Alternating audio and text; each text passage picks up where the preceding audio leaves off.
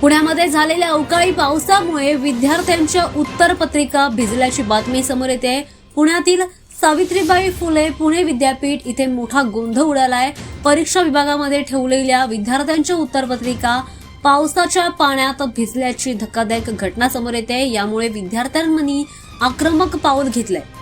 सोमवारी संध्याकाळी पुण्यात वादळी वाऱ्यासह अवकाळी पाऊस आला। या पावसामुळे विद्यार्थ्यांच्या परीक्षा विभागामध्ये साठवून ठेवलेल्या बऱ्याच उत्तरपत्रिका भिजल्यात। काही ठिकाणी त्या उघड्यावर देखील आल्याचं समोर येत आहे। खरं तर गेल्या 2 दिवसांपासून पुण्यामध्ये अवकाळी पाऊस येतोय, गारपीट देखील झाली आहे आणि यामुळे शेतकऱ्यांचं मोठं नुकसान देखील झालंय, तर काहींच्या घरावरचं छप्पर देखील उडाल्याचं पाहायला मिळालं। आणि आता त्यानंतर या विद्यापीठातील विद्यार्थ्यांच्या उत्तरपत्रिकाच भिजल्याची बातमी समोर येते। या घटनेवर विद्यार्थ्यांनी प्रशासनावर गंभीर निष्काळजीपणाचा आरोप केलाय। विद्यार्थ्यांच्या भवितव्याशी खेळ केला जात असल्याची प्रतिक्रिया विद्यार्थ्यांनी केली आहे। पुनर्मूल्यांकनासाठी पैसे घेतले जातात, पण उत्तरपत्रिका सुरक्षित ठेवण्यासाठी व्यवस्था केली जात नाही, असा सवाल आता विद्यार्थ्यांनी उपस्थित केलाय।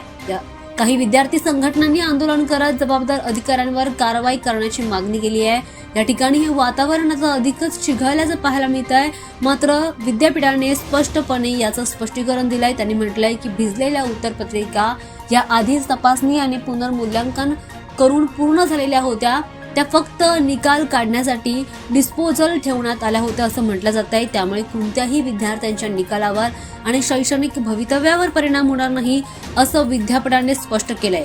विद्यार्थ्यांनी मात्र प्रशासनाच्या या दाव्यावर प्रशासनाने उपस्थित केलाय। जर एखाद्या विद्यार्थ्याने पुनर्मूल्यांकन मागितलं तर त्याला उत्तरपत्रिका कशा दाखवल्या जाणार, असा प्रश्न विद्यार्थ्यांनी उपस्थित केलाय। या घटनेमुळे आता विद्यापीठाच्या व्यवस्थापनावर प्रश्नचिन्ह निर्माण झालंय।